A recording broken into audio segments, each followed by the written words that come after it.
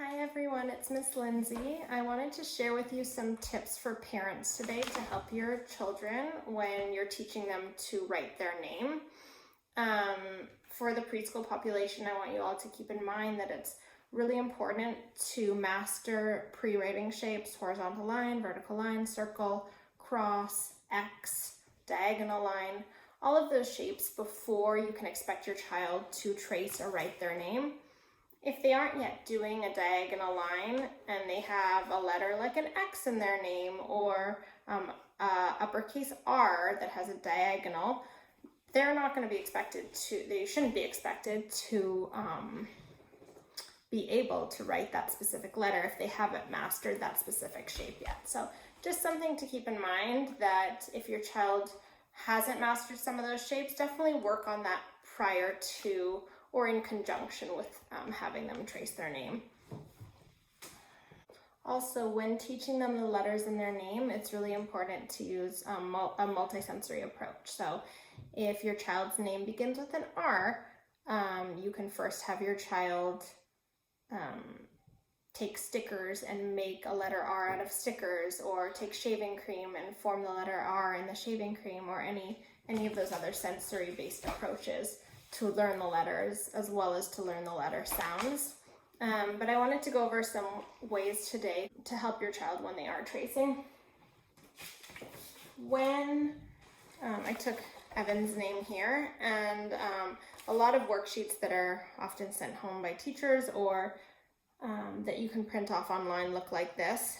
The dotted lines are really difficult visually for a child to be able to see and follow. So if your child is working on tracing, I would take a highlighter and I would highlight the lines prior to them doing this, just to give them a little bit more visual stimuli to follow.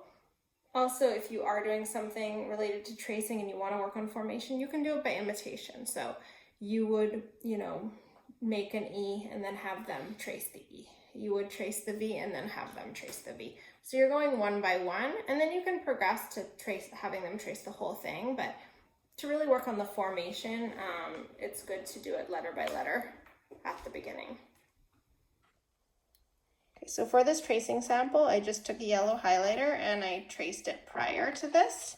And so Evan, you can show how you would trace over that. And I use the handwriting without tears verbal prompts. So for the formation,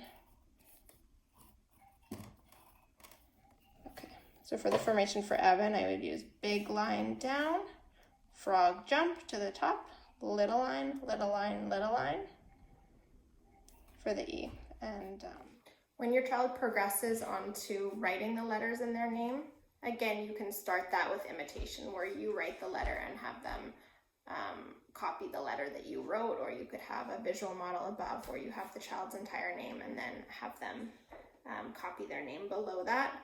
There are some strategies to work on sizing as well as formation and placement that I incorporate into a lot of my sessions, and I wanted to show you guys what that is too. One thing I use is I often use this paper that's called High Write paper, and it is available on Amazon, but you can even just make it at home. Just print out lined paper and then highlight the bottom line. You can see right there, and so it gives just a little bit more of a visual as to where the small letters should be. So that's one strategy that I use. Another strategy that I use is boxes. So I may make the correct size box for each letter, and then that will help the child learn how their letters should be. When working on copying from the beginning, I would start with boxes, larger boxes like this. And for Evan's name, since the E is starts at the top, I would use a larger box, and then I would use smaller boxes for the rest. So if I was doing this with my child, I would start with imitation. So I would do big line, ribbit, little line, little line, little line, and then I would have my child do it. So do your E here, just like I did. Good. Okay, so now I would do the V. So I would do little line, little line. Okay, now I would do the A, so I would do magic C, close, little line down. No. And then I would do the N, which this isn't from Handwriting Without Tears, but I use this one that seems to help the kids. Start in the middle, down the ladder, up the ladder, over.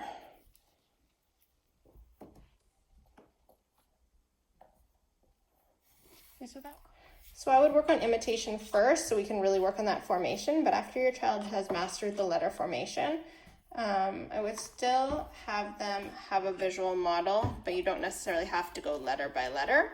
And so here I'm still using the box system with a big box and then 3 smaller boxes. So Evan, can you show how you would do that? Try to keep your letters inside the boxes like mine.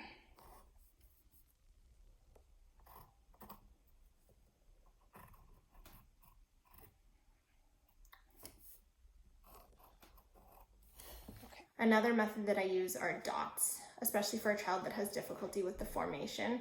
A child that may start their letters at the bottom rather than at the top. You can just place a little red dot at the top, at the starting point of each letter, and then it gives that visual as to where the child should start forming that letter. Okay. So Evan has mastered his letter formation. He's working more on like sizing and placement. So the boxes and highlighted lines tend to help him. But if your child is having difficulty with formation, so they may start their letters at the bottom rather than at the top, a dot often helps with that formation. So you just prompt your child, make sure you put your pencil on the dot when you start your letter. So that is how you do this one. It just cues your child where to start their letters. But I'm still working on it. There you go.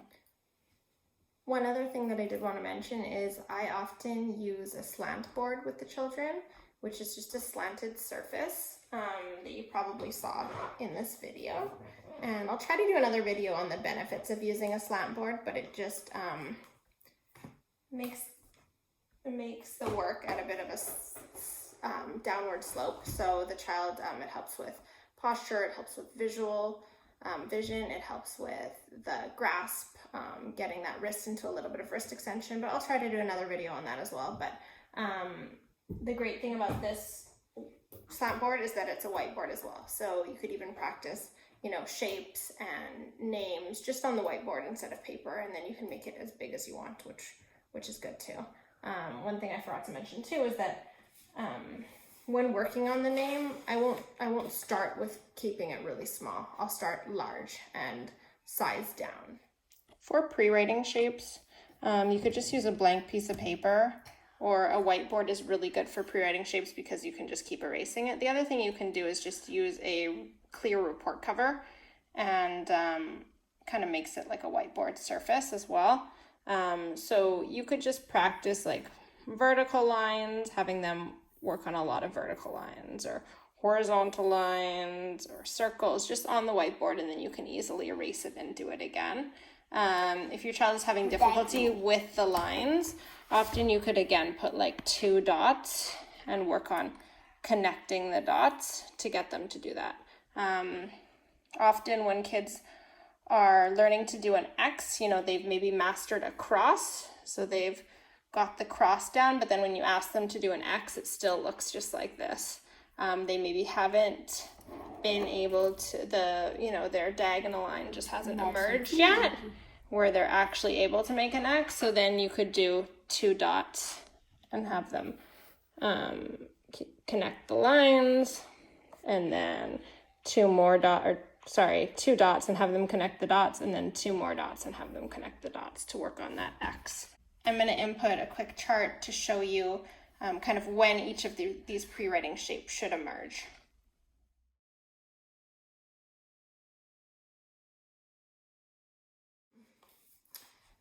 All right, I think that's it for today. Thanks so much, and I will talk to you guys soon.